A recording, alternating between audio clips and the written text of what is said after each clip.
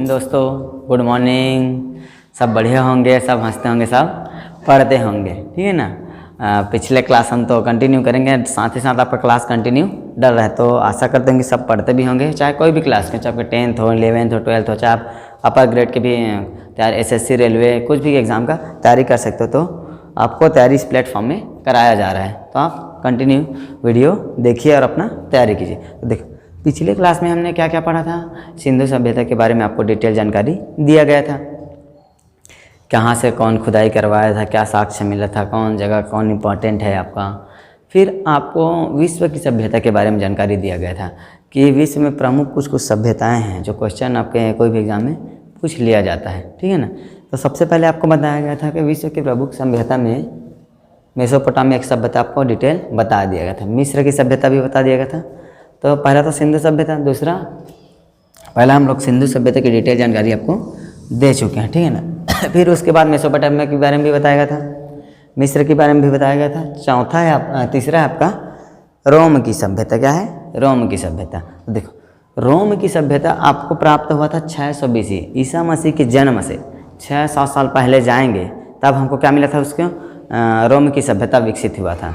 रोम की सभ्यता कहाँ पर है? रोम की सभ्यता, अच्छा रोम की राजधानी कमेंट करके बताइए किसकी राजधानी है। तो रोम सभ्यता आपको इटली में मिलेगा, क्योंकि राजधानी किसकी है? इटली की। ऐसा थोड़ी ना है आपको अमेरिका में मिलेगा, आपको भारत में मिले, आपको चाइना में मिले। कहाँ मिलेगा? इटली। तो कौन से क्षेत्र पर था? इटली वाले क्षेत्र पर। तो इटली के क्षेत्र पर क्या हुआ था? ये था रोम। अब देखो, इसने देखो भूमध्य सागर आता है आपका, इटली पूरा भूमध्य सागर के बीचों बीच है, घुमा है। तो जितना भी भूमध्य सागर में यातायात हुआ पार होता था, सब पर अधिकार किसका था? रोम की सभ्यता का। सबसे विकसित सभ्यता भी कौन था? रोम की सभ्यता। विश्व की आज तक की सबसे विकसित सभ्यता रोम सभ्यता। सिंधु सभ्यता नगरीय सभ्यता था, लेकिन उतना विकसित नहीं था। तो सबसे विकसित सभ्यता रोम की सभ्यता। इस सभ्यता का अवशेष, मतलब अभी भी आप जाके देखेंगे तो देखो, जो इस सभ्यता के अवशेष अभी भी आज जाके देखो तो पर्यटन स्थल के रूप में स्थित है, अजूबा के रूप में स्थित है, 8वां अजूबा के रूप में रोम की सभ्यता में, रोम में है एक। तो वहाँ पर जाए। इस शहर के, मतलब इस समय के शहर इतना विकसित है, जो आप शहर देख रहे हैं ना, जो अपने शहर इतना विकसित था, देखो कितना बढ़िया इसको डिजाइन किया गया। जब उस समय के पहले इतना अच्छा शहर है, जो डिज़ाइन किया है आप देख सकते हैं। पहले का 600 BC, जब इधर गांव में छानही वगैरह कुछ होता था, तो उस समय इतना अच्छा था ये शहर। आप देख सकते हैं वीडियो फोटो में, ये विकसित था। अभी भी इसका अवशेष मिलता है। फिर इस समय में दो प्रमुख शासक थे रोम में। एक था आपका शासन करने वाला जूलियस सीजर, और दूसरा था ऑगस्टस। मेन प्रमुख शासक के बारे में पूछ लिया जाता है रोम की सभ्यता में, कौन दो प्रमुख शासक? जूलियस सीजर, दूसरा आपका ऑगस्टस है। जूलियस सीजर ना इतना महान थे, इतना अपने तो देशवासियों से, अपने जनताओं से प्रेम करते, बहुत प्रेम करते, बहुत संयमशील के थे। लेकिन इसके मंत्रिमंडल इतने खराब थे कि इन्हीं को धोखा देकर, इन्हीं के मंत्रिमंडल ने धोखा देकर किसकी हत्या कर दी? जूलियस सीजर की। इतना दयनीय स्थिति हो गया था, इसको मार दिया गया इसी के मंत्रिमंडल ने धोखा देकर। एक और इसका प्रमुख शासक था ऑगस्टस। अब जानकारी कहाँ से मिलता है? भैया मार दिया। तो जूलियस सीजर नामक बुक है, जिसको लिखा है बहुत बड़े कवि जिसको बोलते हैं विलियम शेक्सपियर। उन्होंने क्या लिखा था? जूलियस सीजर नामक बुक लिखा था। चौथा है आपका फारस की सभ्यता। किसकी सभ्यता है? फारस की सभ्यता। फारस की सभ्यता ये भी ईसा मसीह के 500 साल पहले, जन्म नहीं हुआ था तब से पहले की घटना है। और कहाँ पर था ये? ईरान के क्षेत्र में फैला हुआ था। इसने अरब क्षेत्र, अरब प्रायद्वीप पर अधिकार कर लिया था। जो अरब प्रायद्वीप में, कमेंट करके बताइए कितने देश आते हैं अरब प्रायद्वीप में, कितने देश आते हैं, और नाम भी कमेंट करके कमेंट बॉक्स में बताइए। तो अरब प्रायद्वीप पर क्या कर लिया था इसने? अधिकार कर लिया था। अरब प्रायद्वीप में जितने भी देश वेश थे, जितने भी जनता थे, जितने भी राजा महाराजा थे, सब पर किसका अधिकार था? फारस की सभ्यता पर। लेकिन आया सिकंदर, जीतते जीतते विश्व विजेता बोला जाता है इस समय, विश्व विजेता आया और पूरा तबाह करके, विनाश करके किसको रख दिया? फारस की सभ्यता को। तो फारस की सभ्यता का विनाश किसने किया? सिकंदर ने। कौन से क्षेत्र पर फैला था? ईरान वाले क्षेत्र पर। कौन से प्रायद्वीप पर इसका अधिकार था? अरब प्रायद्वीप पर, ठीक है ना। विश्व का सबसे बड़ा प्रायद्वीप अरब प्रायद्वीप। कौन सा प्रायद्वीप है? अरब प्रायद्वीप है। फिर आपका आता है पांचवा है स्पार्टा की सभ्यता। क्या है? स्पार्टा की सभ्यता। स्पार्टा भी ईरान के क्षेत्र में था। कहाँ पर था? ईरान के। ऐसा नहीं था कि ईरान के, ये भी ईरान के क्षेत्र में था, लेकिन इसका अधिकार पूरा अरब प्रायद्वीप पर था, लेकिन इसका क्षेत्र उतना अरब प्रायद्वीप पर नहीं था। तो ईरान के क्षेत्र में छोटा सा क्षेत्र है, वहीं पर इसका क्या था? स्पार्टा की सभ्यता थी। लेकिन ये प्रसिद्ध हमेशा इसमें ये अपने वीर सैनिकों के लिए प्रसिद्ध था, वीर योद्धा के लिए प्रसिद्ध था।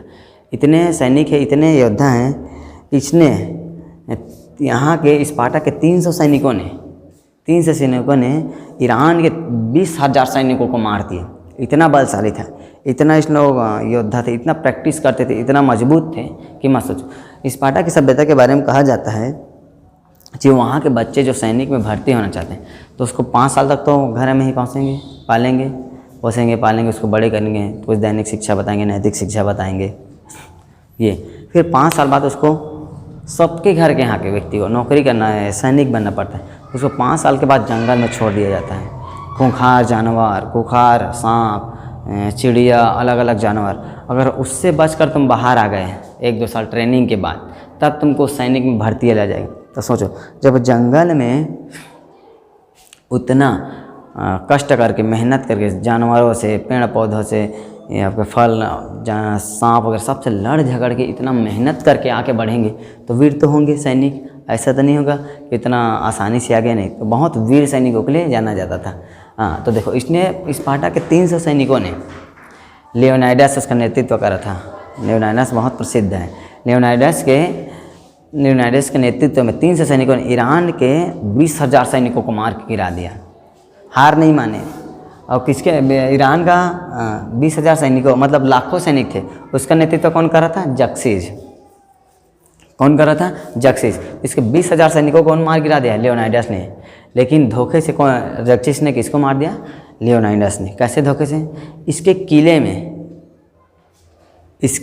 में जो आपका, इसके किले पूरा किलाबंदी था, चारों तरफ से क्या था?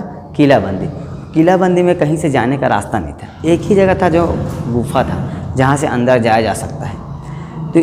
तो इसी के मंत्रिमंडल, इसी के बूढ़े व्यक्ति ने, जिस पर बहुत सारा बीमारी था, बहुत सारा उसके शरीर में कुछ हो गया था, उसने किसका साथ दे दिया? जक्सिस का। और बता दिया यहाँ से रास्ता जाता है, यहाँ से दूसरे तरफ से जाकर जक्सिस, लियोनाइडस और उसके पूरे सैनिकों को क्या कर दिया? धोखे से मार दिया गया।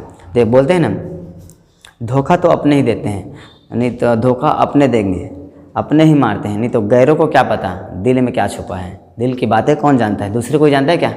यहाँ तक कि खुद तुम्हारा बगल वाला पड़ोसी भी नहीं जानता कि तुम्हारे दिल को चोट कौन पहुँचाते हैं? अपने ही पहुँचाते। तो इसी के राज्य के व्यक्ति ने धोखे से किसको मरवा दिया? लियोनाइडस और उसके सैनिकों को। और जक्सिस फिर क्या हो गया? इसका विनाश हो गया। कौन सी सभ्यता का? स्पार्टा की सभ्यता का। तो याद रहेगा, लियोनाइडस किसका नेतृत्व कर रहा था? स्पार्टा के 300 वीर सैनिकों का। अभी बहुत प्रसिद्ध है, इसका नाम बुक में छपा हुआ है। दूसरा, ये जक्सिस कौन था? हाँ, ये बहुत ज़्यादा क्रूर शासक था, बहुत खतरनाक शासक था, जिसके पास उसको कोई रहम दिल का नहीं था। लास्ट आपका पीली नदी की सभ्यता। क्या है? पीली नदी की सभ्यता। पीली नदी की सभ्यता फैला है चीन वाले इलाकों में। चीन में था अभी भी। और चीन के कौन सी नदी? होंगहो नदी, जिसको वर्तमान नाम अभी पीली नदी बोला जाता है। उस नदी पर कौन सा सभ्यता स्थित है? पीली नदी की सभ्यता। पीली नदी की सभ्यता होंगहो नदी पर, जिसको वर्तमान पीली नदी बोला जाता है, किस सभ्यता पर। और ये प्रसिद्ध है उपजाऊ, इतना उपजाऊ था पीली नदी या फिर होंगहो नदी के किनारे वाला पूरा, इतना बहुत ज़्यादा उसमें फसल, अनाज वगैरह वगैरह उगते थे। अभी भी चीन में बहुत ज़्यादा अनाज, चावल बहुत ज़्यादा उगता है, क्योंकि बहुत ज़्यादा उपजाऊ है वहाँ की मिट्टी, क्योंकि पहाड़ से पूरा कट फिट कर रवे जाकर वहाँ जम जाते हैं, अपर्दन होकर सब, तो धीरे धीरे करके उपजाऊ तो होगा ही। तो पीली नदी की सभ्यता कहाँ पर स्थित है? चीन में। कौन सी नदी? होंगहो नदी। इसका वर्तमान नदी पीली नदी, अपने उपजाऊ मिट्टी के लिए प्रसिद्ध था। और लास्ट है सिंधु सभ्यता के बारे में सबसे पहले आपको डिटेल बता दिए गए, तो आप ये समझ में आना चाहिए, नोट कीजिए, आगे तैयारी कीजिए अच्छे से। ये है तो, और जो आपको ये लाल कलर का सब्सक्राइब, बेल आइकॉन बटन, घंटी बटन दिख रहा है, उसको दबाइए, तथा ताकि हमारी जो इसी प्रकार की जो वीडियो हैं कंपटीशन एग्ज़ाम के आपको कंटिन्यू मिलते रहे। धन्यवाद।